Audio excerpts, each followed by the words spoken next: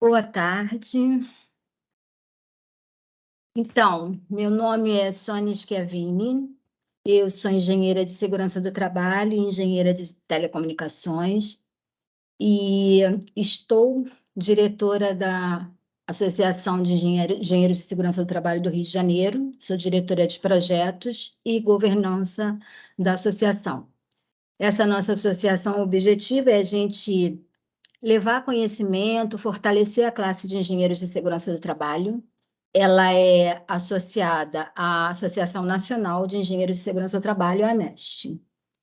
E hoje, assim, com muita honra, eu vou estar aqui junto com o professor Brasiliano e com o Ivan, o professor Ivan, para a gente falar sobre um assunto que, na minha opinião, é um dos mais importantes atualmente dentro do âmbito de segurança do trabalho. Por quê? Quando a gente olha os indicadores de acidente de trabalho, de é, acidentes fatais, né, e de acidente de trabalho, olhando lá o CIT Radar, né, que é a gente tem desde 2014 essa evolução, a gente vê que essa quantidade de acidentes, ela está praticamente constante, é um platô. Ela teve uma quedinha em 2020 por conta do Covid, mas a gente tem lá mais de 500 mil acidentes de trabalho anuais, tem mais de 2.500 mortes por ano e nada muda. E, na minha opinião, por que nada muda? Porque a gente está abordando da mesma forma durante todos esses anos o gerenciamento de riscos. E eu me baseei muito numa frase, que é aquela coisa de, eu não sei se é exatamente assim a frase, mas é insanidade a gente continuar fazendo da mesma forma e querer resultados diferentes, né? Então, a gente tem se preocupado em inovar, em olhar de forma diferente, em procurar abordagens diferentes. E é isso que a gente espera trazer aqui nesse webinar, com um professor brasiliano, que é, enfim, para mim, a maior autoridade no assunto de gestão de riscos, né, hoje em dia. E eu vou passar a palavra para o Ivan, para ele falar um pouquinho também sobre o assunto, para introduzir o conteúdo realmente principal, que é o que o professor brasiliano vai trazer para a gente. Obrigada. Ivan, está contigo. Tá mudo, Ivan.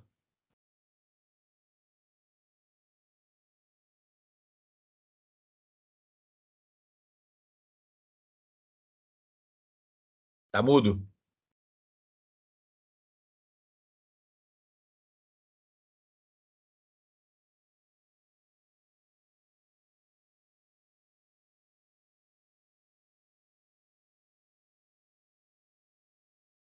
O Ivan está aparecendo aí?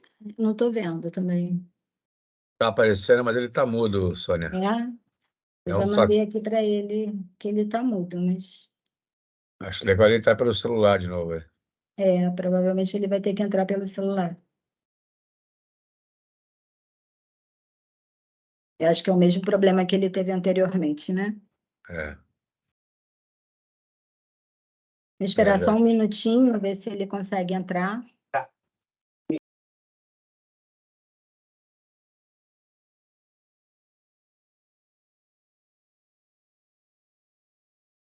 Até dando a sequência que eu estava falando, né? Essa coisa da gente fazer a mesma abordagem durante todos esses anos, né? De gerenciamento de riscos, fazer da mesma forma, né? Dentro daquele padrãozinho de probabilidade, enfim.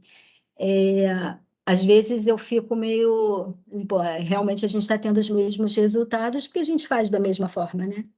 E, e quando a gente vê uma abordagem um pouco diferente, a gente vê algumas coisas que são utilizadas em outros, vamos dizer, outros meios, mas que podem ser aplicadas dentro de segurança do trabalho, dá uma certa, vamos dizer assim, um pouco de esperança da gente mudar esse cenário, sabe?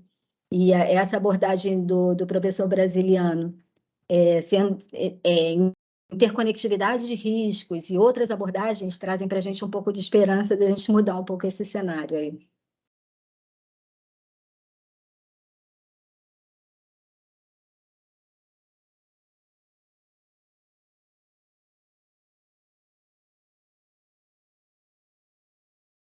Acho que o Ivan está... Pois é. Senão a gente pode estar começando e depois ele Eu acho que de entra. Pode repente a ser? gente começa e ele entra depois, né? Pode ser. Cadê você? O que que houve? Eu vou pedir para ele começar então, tá? Tá bom.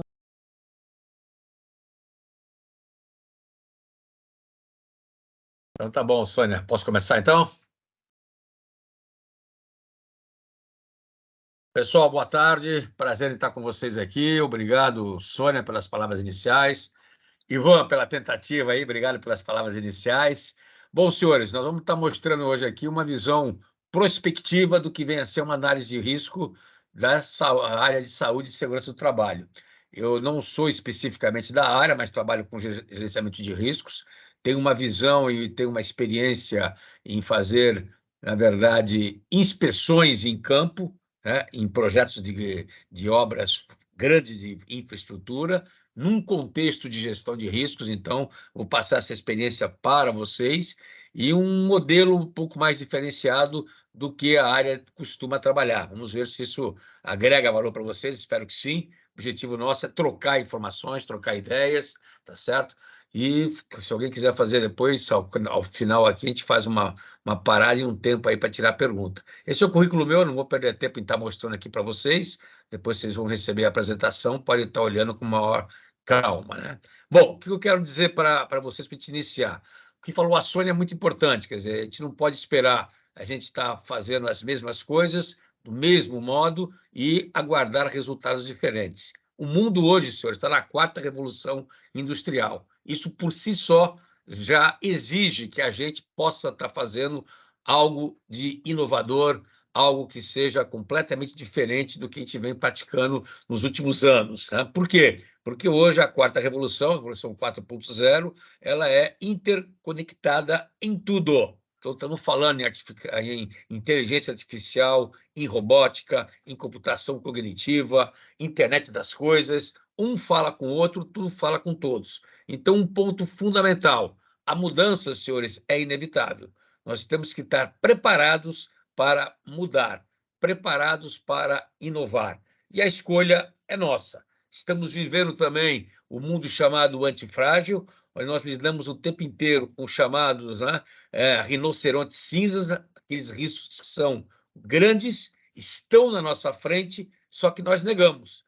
E isso acontece muito em segurança do trabalho, direto isso daqui. E também o cisne negro, são aqueles riscos que têm a chance de acontecer, são baixíssimas, mas são execuíveis, factíveis, e quando acontecem, quando são materializados, o mercado, a empresa, os trabalhadores são pegos, na verdade, de surpresa. Então, isso aqui significa o seguinte, que temos que estar preparados para, na verdade, estarmos prontos para responder a qualquer tipo de desafio. Inclusive esse que a Sônia comentou bastante sobre, né, a paralisação ou a estagnação dos índices nossos, né, de acidentes do trabalho. Nossa função, nossa visão, né, importante de quem trabalha com riscos. Gosto dessa imagem porque ela mostra o retrovisor, que está nítido e está claro. Então, o passado é fácil da gente compreender. O nosso desafio é entender o futuro, e aí entra a questão do risco. Nós temos que estar antecipando e constantemente adaptando. Então, quando nós estamos fazendo uma avaliação de risco de uma tarefa, a gente não pode pegar uma avaliação que é feita no escritório, como acontece, e levar para o campo, achando que aquilo vai ser executado da mesma forma. Por quê? N variáveis interferem, N variáveis se interconectam e acabam mudando todo o contexto que foi planejado no escritório. E ressalto, isso acontece e muito. Faz uma PR, faz uma análise de risco da tarefa, fazemos isso no escritório e levamos para o campo já pronto. Então, isso é um erro crasso que nós cometemos e que eu acho que temos que repensar um pouco isso. Por quê? Por causa da interconectividade entre riscos, entre causas, entre eventos, certo? Por quê? Porque, na realidade, tá certo? A interconectividade ela é muito maior do que a soma das partes. Então, ela tem uma potência, né, muito mais forte, uma magnitude muito maior quando você casa e integra, tá certo? A força das partes em si interconectadas. Então, esse é um ponto fundamental que nós temos que procurar entender. Então, isso é importante termos isso na mão, ok? Outro ponto importante é nós entendermos o que um risco ou o que uma causa de um risco ou fator de risco ou de um evento integrados, o que eles potencializam. Então, isso é importante, tá certo? Então, a interconectividade é a gente entender, em termos de risco agora, que realmente, na verdade, uma pequena falha num processo, numa atividade, pode significar uma grande, né, ou um grande incidente, um grande acidente. Isso que é importante. E aí entra um ponto fundamental que eu vejo, que na interconectividade, o fator humano tem que ser levado em consideração. Então, o fator humano, no levantamento da probabilidade de um risco vir a acontecer, ele é, hoje, uma peça-chave, e é isso que eu quero estar conversando com vocês, tá certo? A interconectividade, no caso nosso aqui, da Brasiliano, né, a gente usa o teorema de Bayes, que é, na verdade, a matriz de impacto cruzado, onde demonstra o quê? A interdependência entre os riscos, tá certo? Ele mostra, na verdade, através de uma matriz de 4 quadrantes, quais riscos ou fatores ou eventos são os mais influenciadores, os que são dependentes, os que são independentes e os que estão num quadrante chamado de ligação, onde há uma influência direta entre eles, de influenciar e, ao mesmo tempo, depender, que cria uma estabilidade. E isso, para a área de segurança do trabalho, é fundamental, porque se eu tenho, na verdade, vários fatores que se interrelacionam, tá certo? Preciso entender esta relação. Para quê? Para poder ter o quê? Uma prospectiva, cenários prospectivos de riscos do que pode vir a acontecer, e não simplesmente olhar o retrovisor.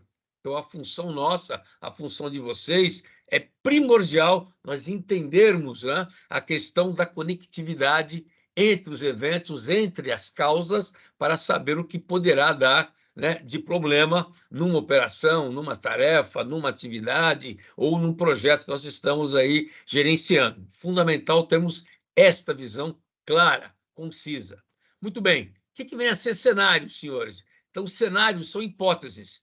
Então, o que nós fazemos, quando eu falo nós como gestores de riscos, nós levantamos hipóteses sobre possibilidades de que poderá vir a acontecer daqui para frente. Nunca é para trás, ou seja, olhando o retrovisor, mas sempre olhando para frente. Eu preciso estar enxergando, mesmo que de uma maneira, né, mais encoberta, com mais cheia de névoa, eu tenho que estar enxergando o que poderá acontecer. Então, risco é futuro. Então, numa execução de uma atividade, numa execução de uma tarefa, tá certo? Eu tenho que estar fazendo hipóteses do que pode dar de errado. E isso é fundamental. E eu tenho que levar em consideração, obrigatoriamente, o fator humano, tá certo? Então, fundamentalmente, eu tenho que ter. Então, eu preciso criar cenários, tá certo? Ponto importante, preciso trabalhar com a imaginação a toda.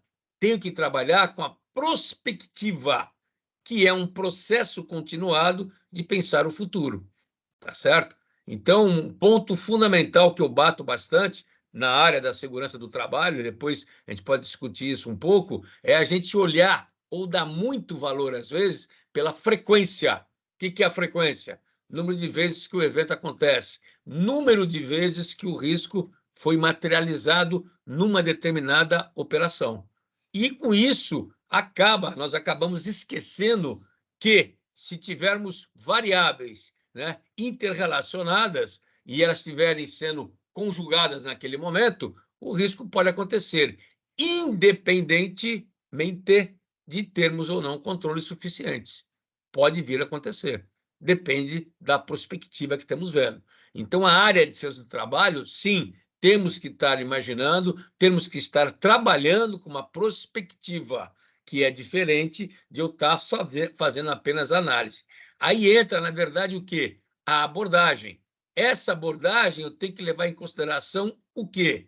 O aspecto social. Social de quem?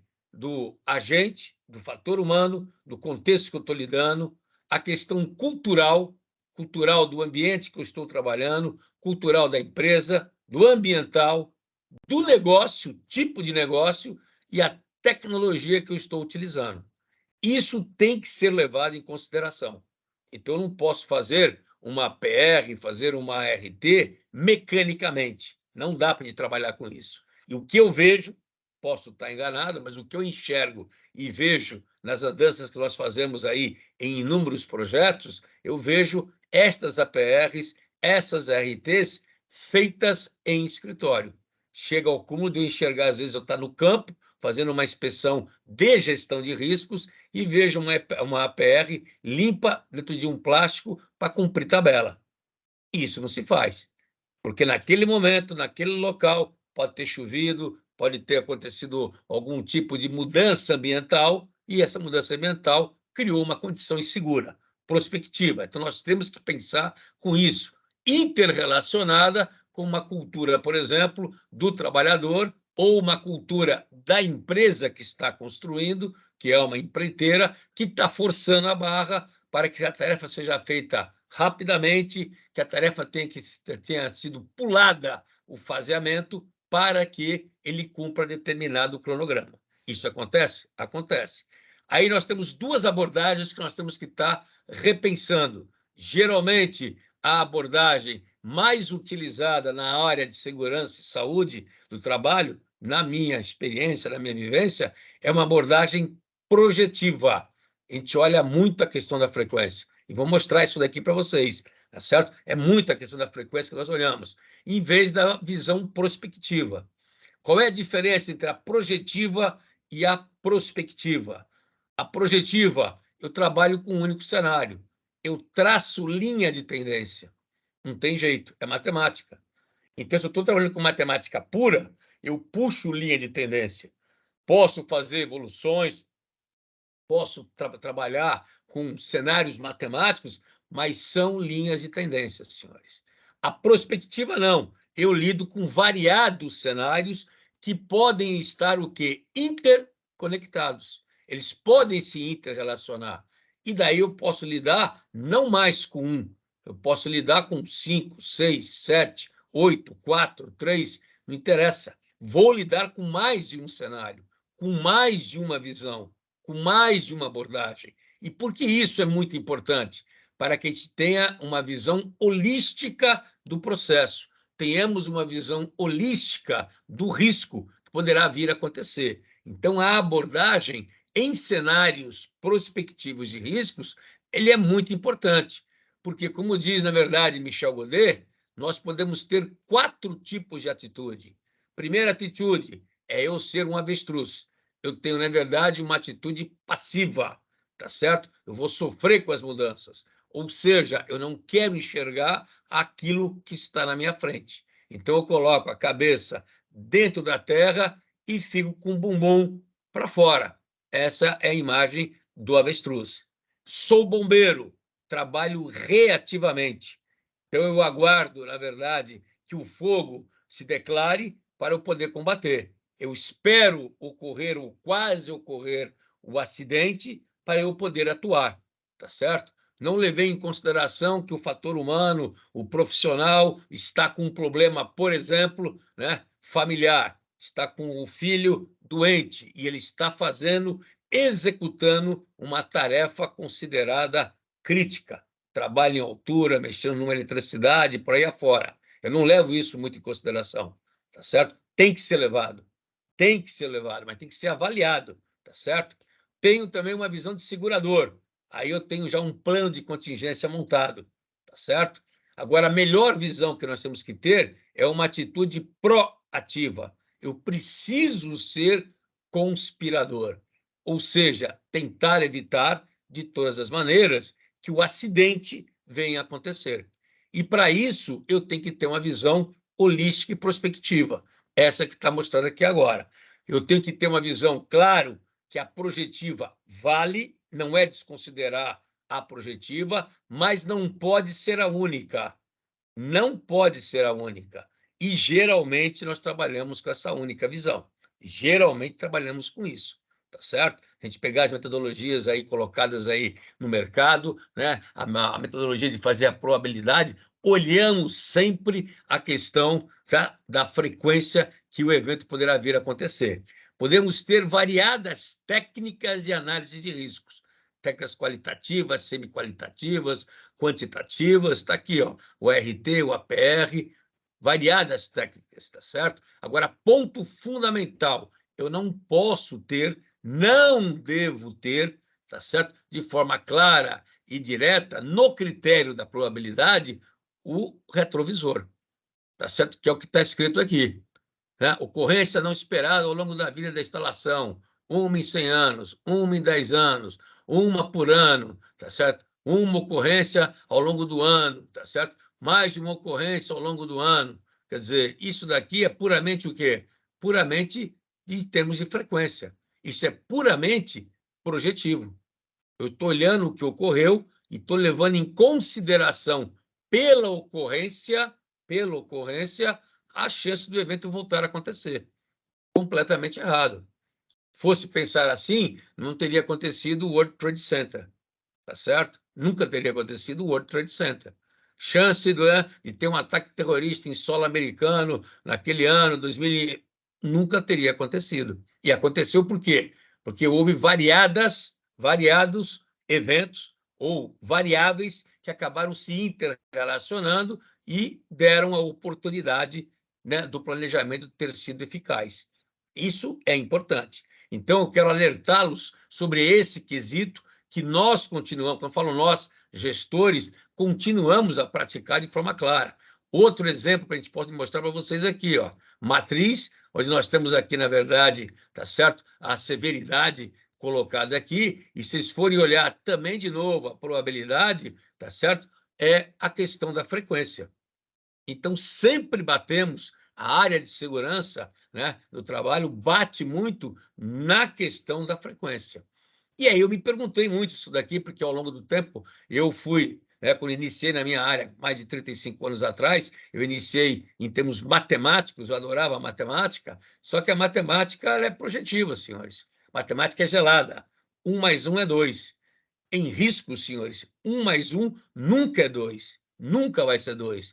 Pode ser 2 e 1, 2 e 3, 1 e 8, 1 e 9, pode ser 2,5. Depende de quê? Da interconectividade entre os variados fatores e eventos. Essa é a grande sacada. E aí eu me perguntei, por que a área de segurança do trabalho ela é tão cartesiana às vezes? Utiliza-se, na verdade, muito da questão da matemática, porque nós temos um verdadeiro banco de dados, tá certo? E aí cria, na verdade, uma tendência de estar utilizando a matemática para a gente poder criar indicadores. É errado? Não, não é errado. Só que nós temos que, para poder estar fazendo uma avaliação do risco, não devo utilizar somente a matemática, principalmente, tá certo? Num segmento, segurança do trabalho, aonde nós lidamos com o fator humano, que é, de uma certa maneira, incontrolável. Incontrolável. Então, isso é fundamental, nós entendemos o processo. Ó. Então, a gente usa, os senhores utilizam, e eu utilizei isso aqui em vários projetos nossos, a matemática para ajudar a termos uma visão, né, do histórico, que é importante. Não estou dizendo que não é importante, mas estou afirmando que não pode ser única. Então, nós temos aí, nós temos condições de ter, na segurança do trabalho, levantamentos maravilhosos em termos matemáticos, em termos de histórico, tá certo? Maravilhosos, né? Nos dá um embasamento muito grande. Mas quando eu for avaliar aquele risco, eu tenho que olhar outros aspectos, outras variáveis, para saber se aquele chance do risco vir a acontecer é ou não é alto, médio ou baixo, e não só pelo histórico dele, tá certo? Senão eu fico sendo iludido, eu fico míope na prospectiva que eu estou criando para o meu cliente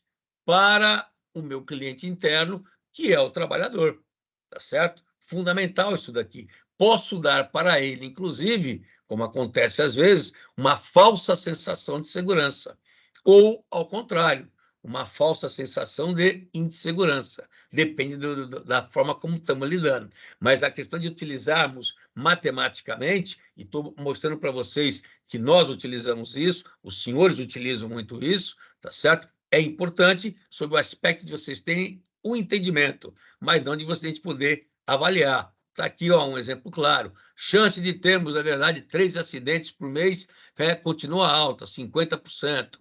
Taxa da frequência equivalente da força de trabalho, 2,5 vezes a atual. Quer dizer, o que diz aqui? Que a chance de acontecer 3 acidentes é de 50%. Isso é matemática.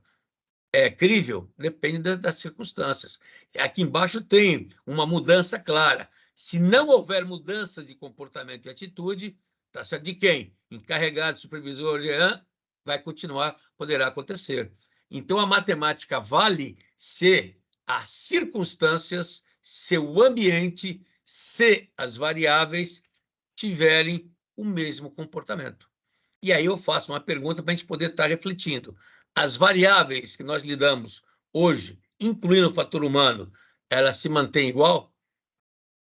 Ela vai dar o mesmo tipo de comportamento? Nunca. Nunca vão se manter igual. Então, a matemática, o retrovisor para nós, serve para quê? Para termos uma ideia, entendermos a problemática que pode estar acontecendo, fazermos um causa e efeito, vale a pena, tá certo? Mas não podemos fazer uma projetiva, não devemos fazer uma linha de tendência para frente. Isso é fundamental. O risco em si, eu trabalho com a prevenção. Nesta prevenção aqui, o toureiro aqui é o trabalhador e ele recebe influência do ambiente interno, quando eu falo interno é do local que ele trabalha, e o interno dele, pessoa. Então, eu pergunto, ele pode estar muito bem treinado, pode estar muito bem capacitado, pode ser o melhor toureiro do mundo. Pergunto, se ele tiver um problema, fala, Marina, alguma coisa? Marina? Não, desculpa, foi sem querer. Tá certo. Pode ser a melhor pessoa do mundo, bem treinada, bem capacitada, tá certo? Se ele tiver um problema familiar, por exemplo, ou não dormiu à noite, que foi para farra, ou, na verdade, o problema familiar dele, ele pode perder a concentração, e ao perder a concentração, ele pode ser ferido pelo touro. Tá certo? Esse é o quesito principal. Eu preciso entender, na verdade, as variáveis que se interrelacionam. Tenho que saber que o meu chapéu é de 2 bicos. Eu tenho que prever ou fazer a análise do risco, chance dele ser materializado, levando em consideração o contexto atual. Fundamental isso daqui. E tenho que ter um plano para eu poder ter o quê? A contingência, a emergência, a continuidade. Respostas já planejadas, protocolos já escritos para eu ter uma resposta rápida. Nesse caso aqui que estamos vendo aqui no slide, vem a ser o quê? Eu tenho que ter uma ambulância com TI para poder dar o suporte para ele em caso de acidente. Se eu não prever isso daqui, se eu não tiver uma prospectiva, eu não tenho os recursos necessários. Então, a área de prospecção, a área prospectiva de futuro e a interconectividade, ela funciona para prevenção e funciona também para a respectiva contingência. Fundamental este entendimento. Fundamental que o componente do risco, eu tenho as causas. Nas causas, eu não posso olhar somente o passado. Não tenho que olhar o passado, preciso olhar a condição atual.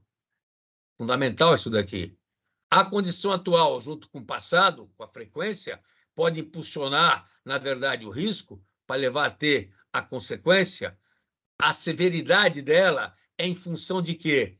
Do que ele vai impactar o recurso humano, a imagem da empresa, a operação em si e os requisitos legais. Sim, requisitos legais. Alguém vai ser responsável pelo acidente que ocorreu. E isso tem que ser importante. Então, temos que ter uma responsabilização legal em cima do gestor, que fez com que o trabalhador, ou que fez com que a área, ou que fez com que o departamento inteiro fizesse algo que não era, né, o requisito regulatório.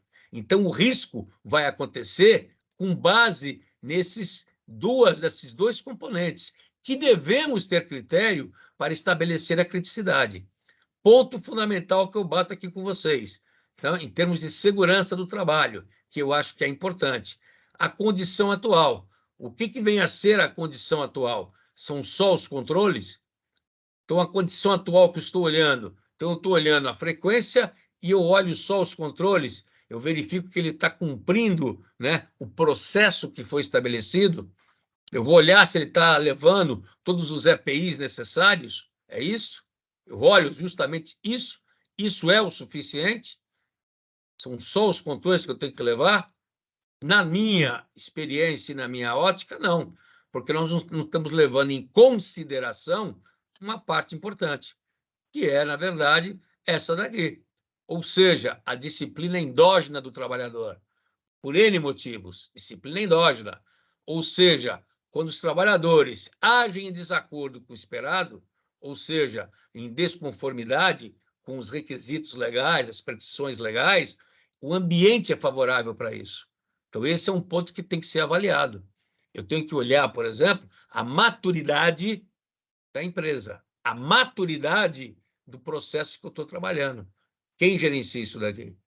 Preciso olhar isso aqui antes de só olhar o quê? A tarefa em si. Porque vai ter alguém em cima dele para poder pressioná-lo. Então, eu tenho que entender a questão endógena do trabalhador. É obrigatório, senhores. Já tive numa situação onde a empreiteira que estava tocando uma obra de infraestrutura não tinha a menor disciplina. E os supervisores forçavam, de uma forma direta, os trabalhadores a fazerem determinadas atitudes, determinadas ações, sem seguir os requisitos mínimos de segurança. Resultado disso, acidente altíssimo. E não conseguia brecar, porque já existia um ambiente favorável ao desvio de conduta. Mesmo você colocando o quê? Os melhores controles. Mas não se pratica, não se executa. Mesmo fazendo, para inglês ver, de manhã, o DDS. Tá certo? Fundamental isso aqui. Então, isso é um ponto fundamental para a gente poder entender o processo.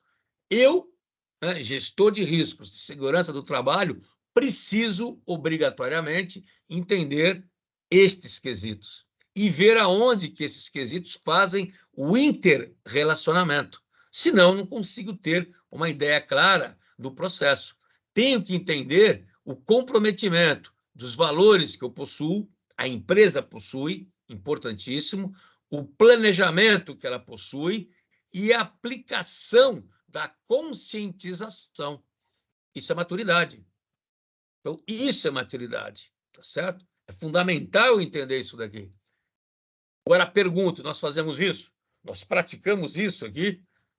Então, ponto de interrogação. Vamos levar isso aqui para frente, mas é fundamental nós termos esta visão clara, senão a gente fica para trás, tá certo?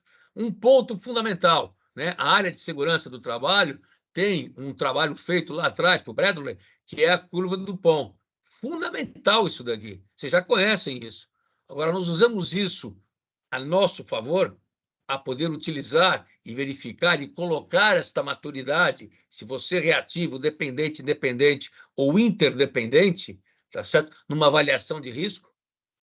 Por exemplo, se a minha empresa hoje, tá certo? Se o meu perfil dos meus trabalhadores forem reativos, o que isso significa?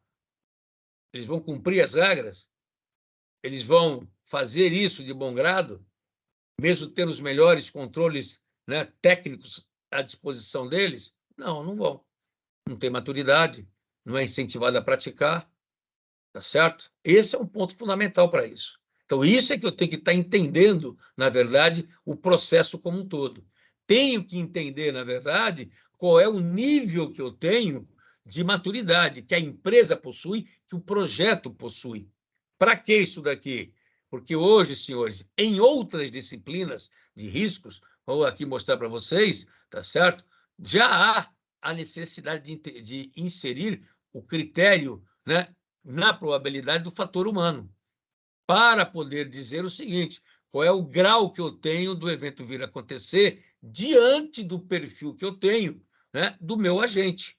Nosso caso aqui é o trabalhador, mas eu posso ter o quê? O hacker, então a 27005, que saiu agora, está saindo agora, porque está em consulta pública no Brasil, lá fora já saiu, ele colocou na questão da probabilidade do risco ser materializado o perfil do hacker, que isso chama-se inteligência de ameaça, para saber qual é o perfil que pode ser o seu agressor, para você entender o seguinte: os controles que eu tenho são suficientes.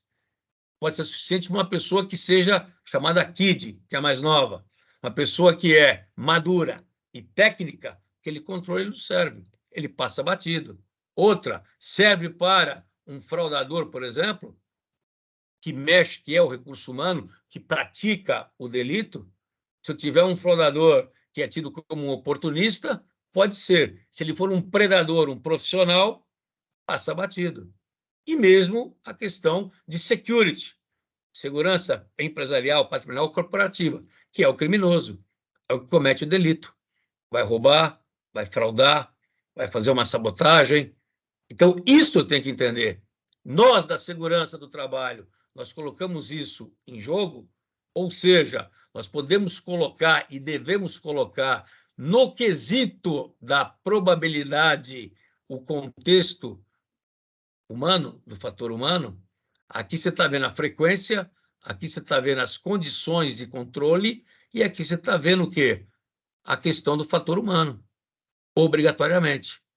Isso aqui, hoje, as disciplinas de cyber, a disciplina de fraude, a disciplina de security, já utiliza, ó, e faz uma média ponderada. O que é uma média ponderada? Ele leva em consideração os pesos que estamos dando. E que isso aqui, nós, como engenheiros de segurança, técnicos de segurança, nós podemos colocar isso daqui de tal forma que o fator humano passe a ser avaliado. Vai ser avaliado profissional a profissional? Depende. Eu posso olhar a maturidade que eu tenho na minha empresa. Posso observar e posso olhar para tarefas específicas consideradas críticas, posso sim olhar o profissional, como que ele se encontra.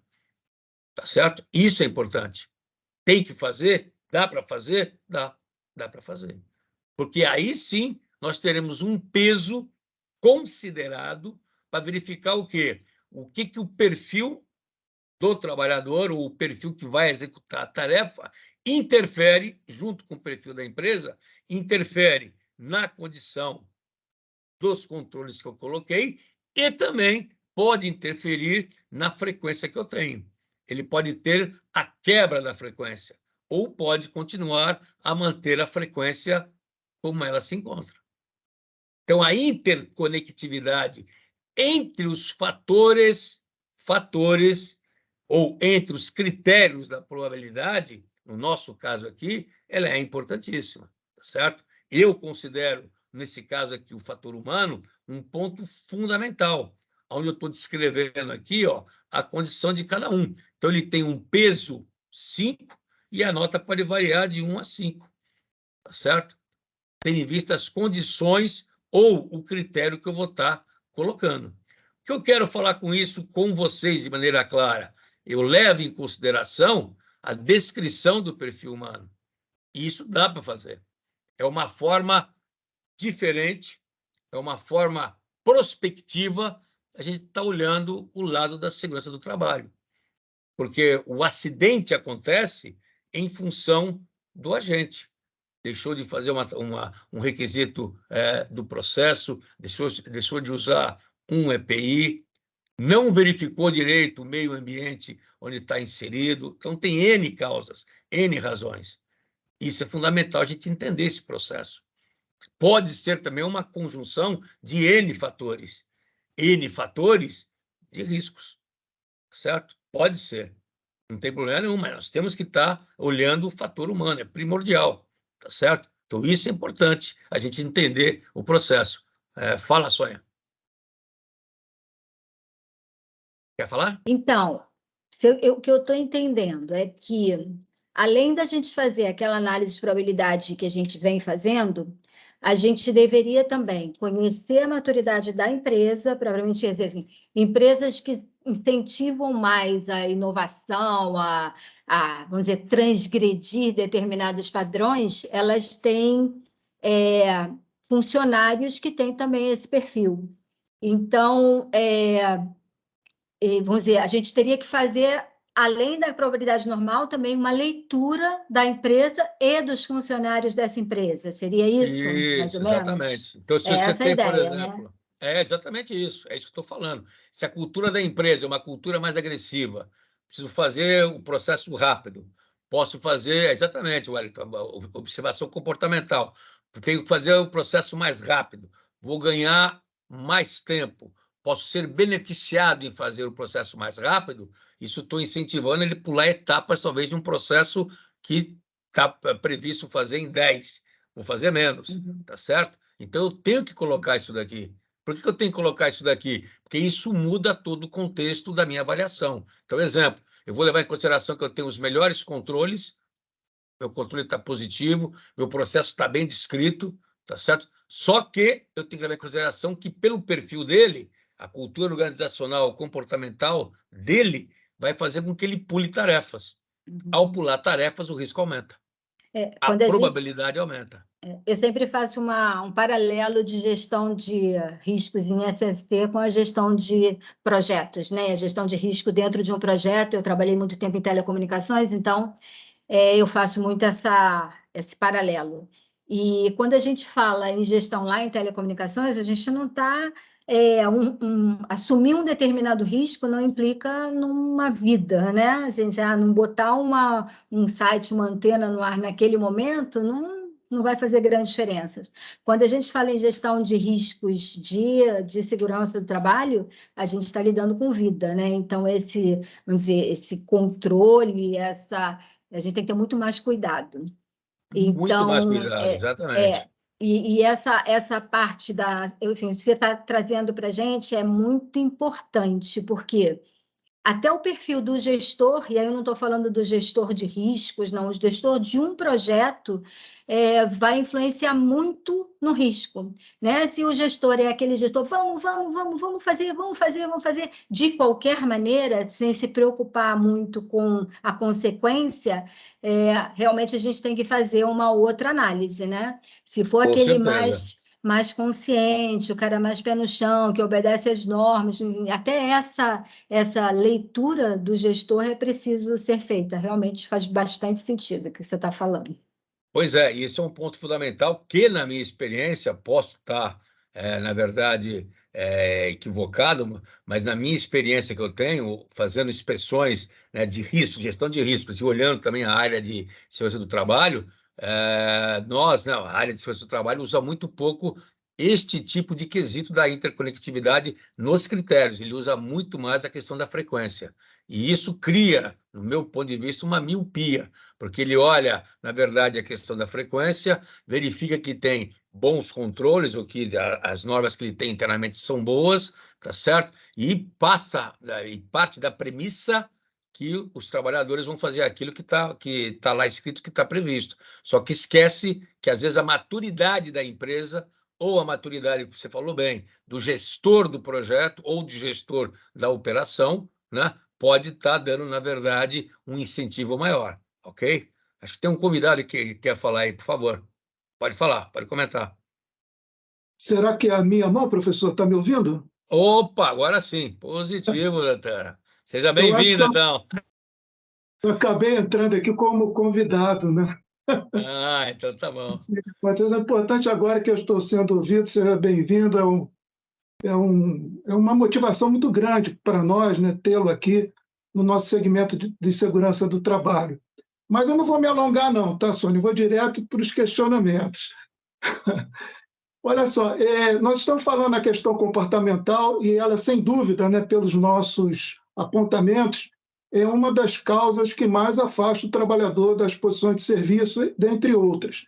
Em relação à questão comportamental, e aí eu pretendo puxar um gancho para a questão também da interconectividade, porque eu me lembrei da questão do ruído, né? Hoje, o protetor auricular, o protetor auditivo, ele não é suficiente, né, segundo até o próprio STF, para dispensar o trabalhador da questão que envolve a aposentadoria especial, né? No entanto, muitas empresas argumentam da seguinte forma: olha, nós acompanhamos o desenrolar da saúde do trabalhador também através dos exames auditivos e ele não apresenta nenhuma deficiência auditiva. No entanto, as próprias pesquisas, e aí entra muito também a medicina do trabalho, né, vem colocando para nós que existem determinadas doenças que são oriundas, ou seja, tem como causa o ruído, embora ele ainda não esteja afetando a audibilidade do trabalhador. E, principalmente, antes de se alcançar esse limite de tolerância, o trabalhador tem, por exemplo, uma doença que vai afetar o seu sistema nervoso. E aí, quantos dedos ele vai perder em função do estresse do ruído ambiental? Então, a pergunta que eu faço para o senhor: na proposta que eu tive a oportunidade de ver da Interrisc, que faz o cruzamento da matriz de criticidade com a matriz de motricidade e depois gera uma matriz de priorização, o senhor acha que existe essa possibilidade de nós fazermos essa interconectividade de uma doença oriunda, né, de um ruído que causou, na verdade, uma doença do sistema nervoso que causou, né, o corte da mão, né, decepou um dedo, em função do ruído, essa conexão?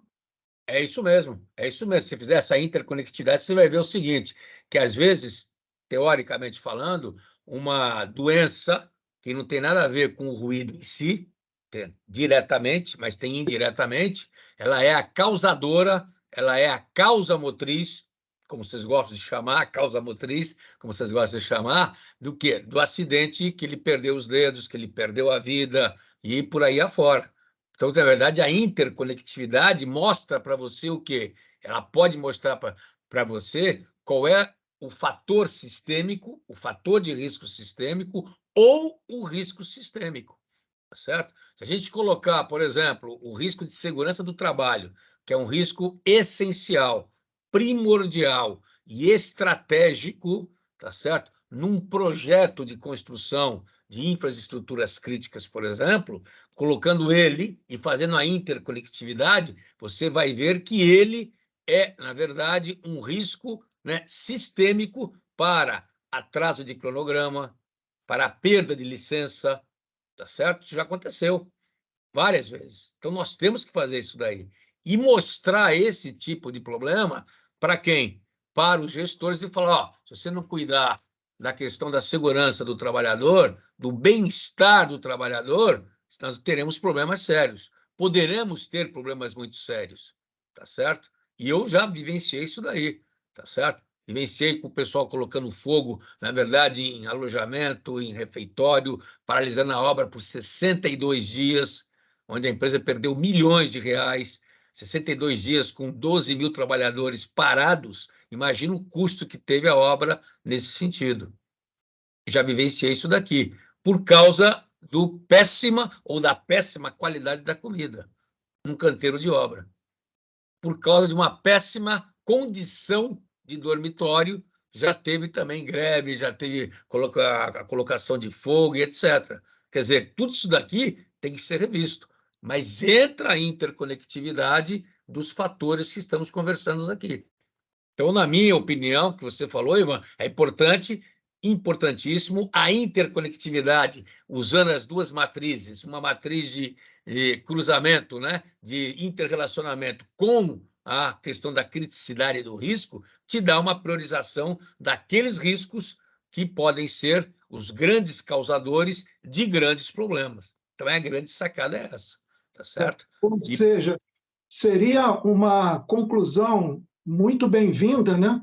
Se nós pudéssemos identificar algumas doenças relacionadas ao sistema nervoso, ao estresse ambiental devido ao ruído, mesmo sem ter sido detectado qualquer problema auditivo, dando foco, né, eventualmente, em alguns segmentos do trabalho, para nós acompanharmos todas as doenças existentes, né, e caracterizando se aquele ambiente também tem o ruído, muitas das vezes até abaixo do limite de tolerância, mas causando uma série de outras doenças, né? Então, esse é um exemplo do ruído, né, Sônia? Com certeza, é isso mesmo.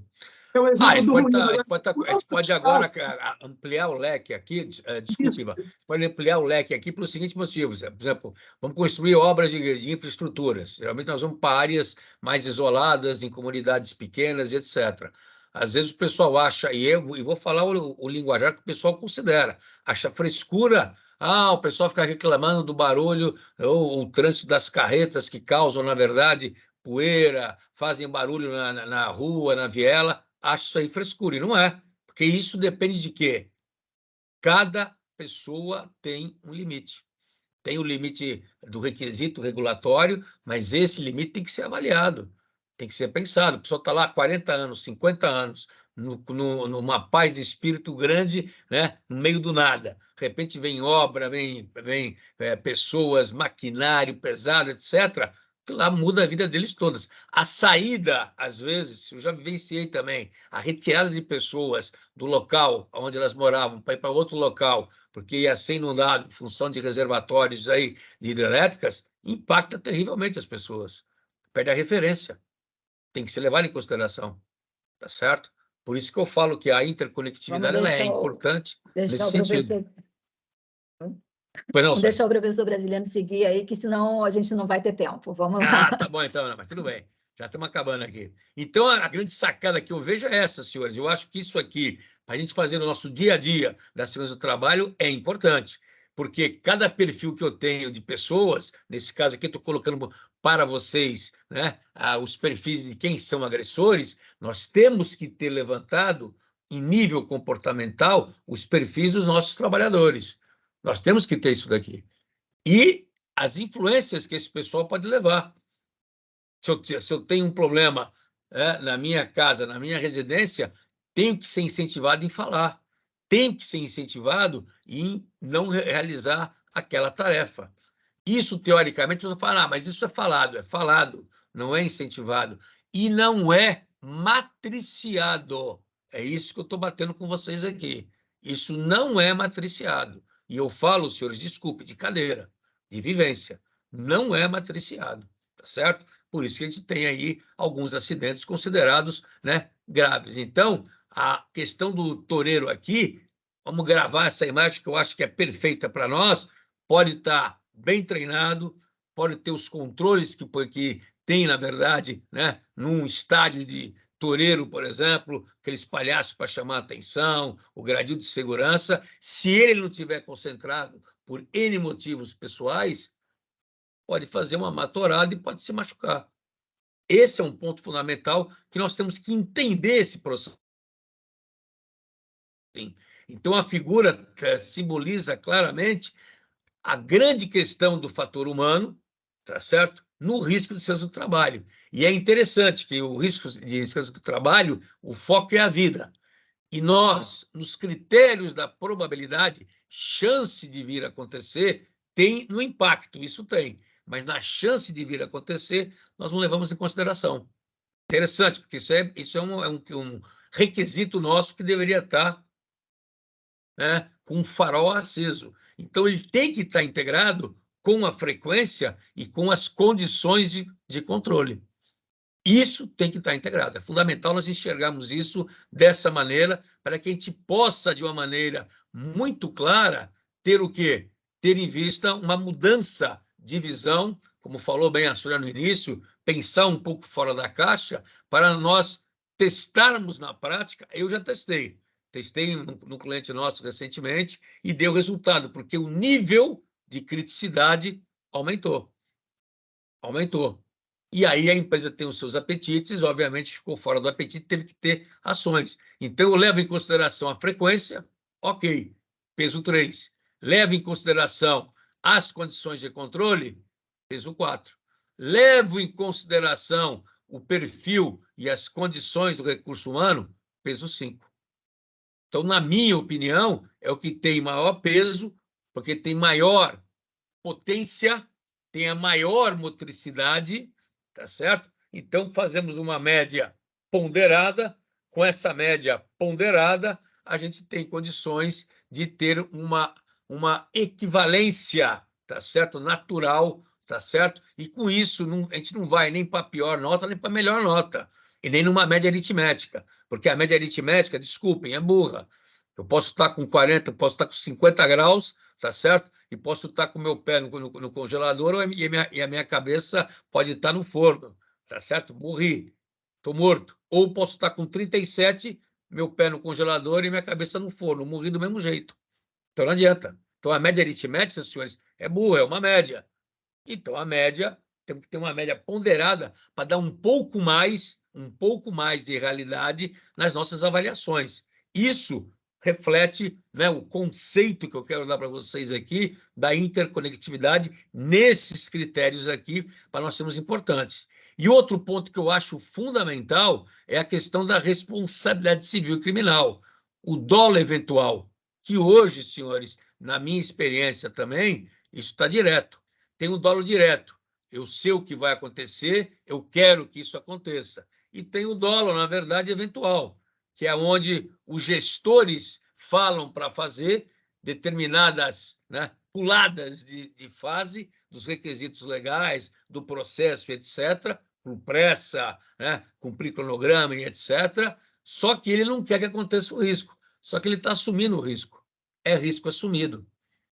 E eu falo de cadeira porque já aconteceu debaixo da minha asa, com alguns acidentes, alguns sérios, onde eu responsabilizei o gestor operacional, o gestor dono do processo. Ele sabia do risco, ele tinha que saber, é responsabilidade. Então, nós, da segurança do trabalho, nós temos essa função, porque aí entra um ponto fundamental: dono do processo, dono do risco. Dono do processo, dono do risco. Não tem jeito. Não somos nós só, vocês, engenheiros de segurança e técnicos. O dono do processo, ele assume o risco também, porque ele deixou, na verdade, a pessoa executar uma tarefa sem ter condições. Deixou uma pessoa que que não era formada, não era qualificada, a executar a tarefa. Então, isso tem que ter. E isso cabe a nós termos essa função. Existe um paradigma que eu queria depois, não agora, não hoje, talvez, mas num próximo webinar nosso, discutir. A área de segurança do trabalho não é polícia. Não é que seja polícia. Nós temos que responsabilizar quem, de fato, transgrediu. Isso é um exemplo que tem que ser dado, na minha opinião, na minha visão, obrigatoriamente. Tá certo? O gestor operacional, a primeira linha, tem que ser, na verdade, deve ser obrigatoriamente responsabilizada. Vamos pensar nisso, que isso aqui é importante. E para eu poder finalizar aqui, na verdade, a gente abrir aí, deixar o Ivan falar, comentar um pouquinho junto com a Sônia, que eu acho importante, a visão deles, e quando a sorte acabar, e quando a nossa sorte acabar, a gente vai simplesmente apostar na figa, apostar na ferradura, apostar na mãe de Ná aqui, como é que fica?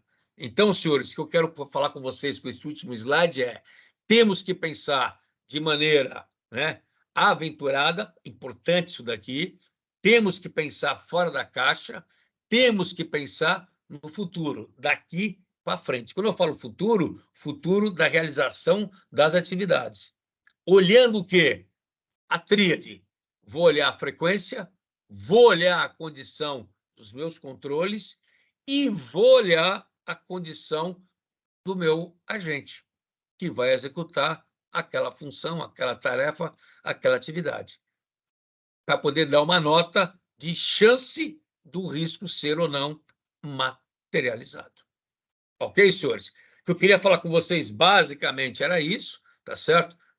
Vou passar a palavra aí para a Sônia e para o Ivan, tá certo? Para eles poderem estar comentando, criticando, que eu acho importante é essa troca aqui de ideias e de conceitos para que a gente possa crescer, na verdade, de maneira integrada.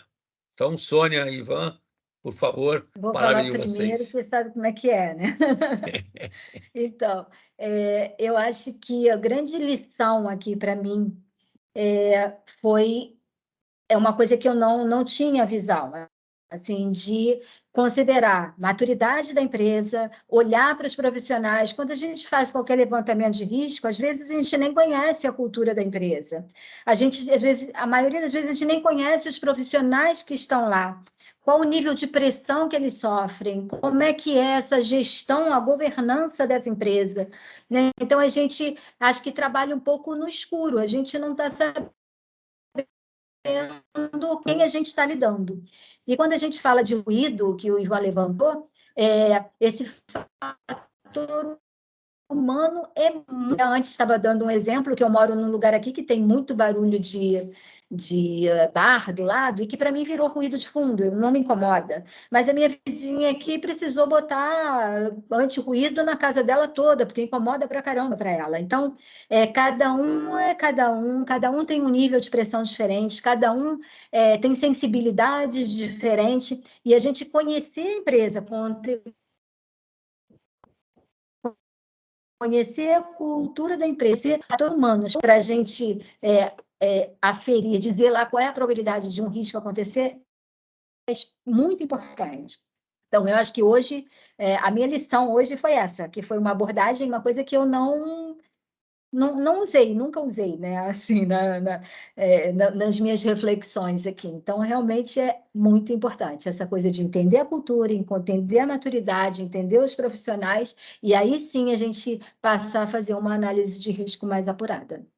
Ok. Ivan, contigo. Tá bom. Eu fico imaginando, a minha cabeça, né, fica viajando quantas interconectividade de riscos, né, quantas influências e dependências, né, nós podemos identificar. E eu penso que isso será um diferencial para nós, porque essa questão da priorização, ela vem recomendada desde a ISO 45001, né, pelo nosso gerenciamento de riscos ocupacionais, pelo Programa de Gerenciamento de Riscos, mas, a bem da verdade, essas interconectividades elas não estão sendo, né, e nós temos que ser claros, diagnosticadas, né, apuradas da forma como deveriam ser. Você veja que hoje a gente trabalha somente com uma matriz de probabilidade e severidade.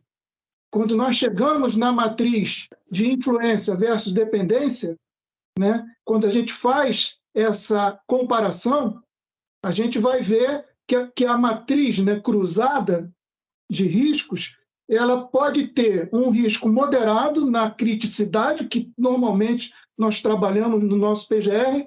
No entanto, quando nós vamos ver na priorização, aquela que era, sei lá, até um risco moderado, passa a ser um prioritário, porque é um gatilho que vai ocorrer e nós não estamos vendo. Vide Brumadinho, Mariana, né, para ser bem específico, né?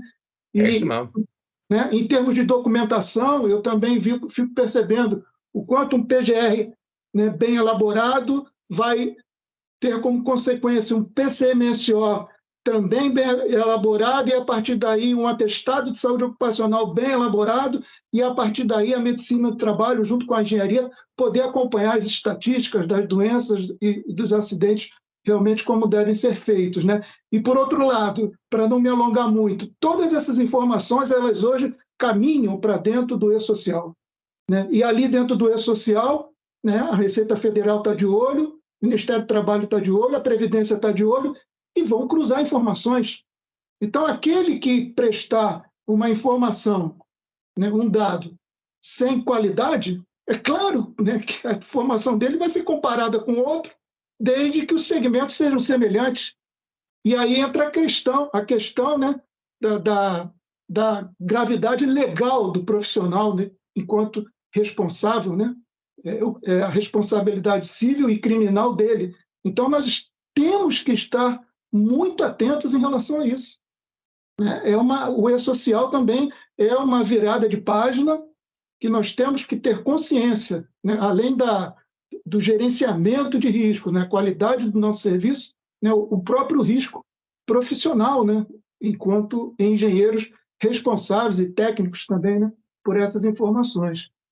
Então, eu entendo, eu avalio que esse nosso momento está sendo muito gratificante, eu entendo que o nosso objetivo, Sônia, foi alcançado, né? Mas eu sei que você, tanto quanto eu, ainda temos ânsia, né? de aprofundarmos mais esse assunto, e aí eu tomo a liberdade de explorar o nosso querido professor, agradecer por hoje, mas explorar para próximas oportunidades. Com Sem dúvida, certeza. agradeço aí o convite de vocês, é um prazer sempre a gente colaborar no que é possível, na parte de gestão de riscos, na parte de segurança do trabalho, que é muito importante, e às vezes ela é desconsiderada, né? Quando eu falo desconsiderada, infelizmente, por alguns projetos grandes, alguns executivos, que não têm a consciência e a sensibilidade necessária.